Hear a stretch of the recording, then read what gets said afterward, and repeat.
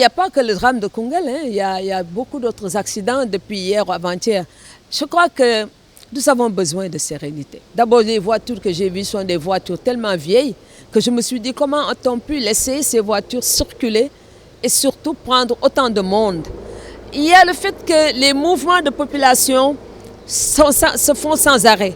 Il y a trop d'événements dans le pays, dans un petit pays comme le Sénégal. Même s'il y a une amélioration sur les routes, ce n'est pas encore suffisant.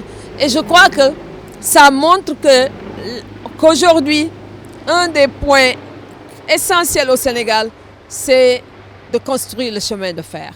Il faut multiplier les axes, il faut aller vers les bateaux-taxis, il faut trouver d'autres moyens, si vous voulez, de transporter. Et une proposition qui est faite et que je trouve extrêmement pertinente, c'est d'aller vers, de faire de Tambacounda, par exemple, la gare des camions qui viennent du Mali, etc. Il faut repenser tout ça.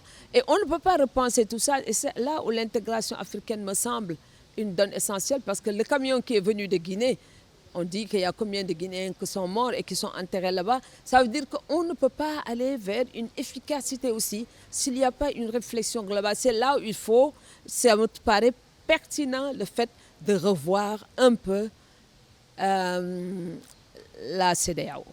Il y a du travail. Et ce travail est immense, ce travail est énorme. Et nous avons tous besoin de la générosité des uns et des autres pour arriver à des résultats. Le Sénégal, effectivement, a une responsabilité historique, un rôle historique à jouer.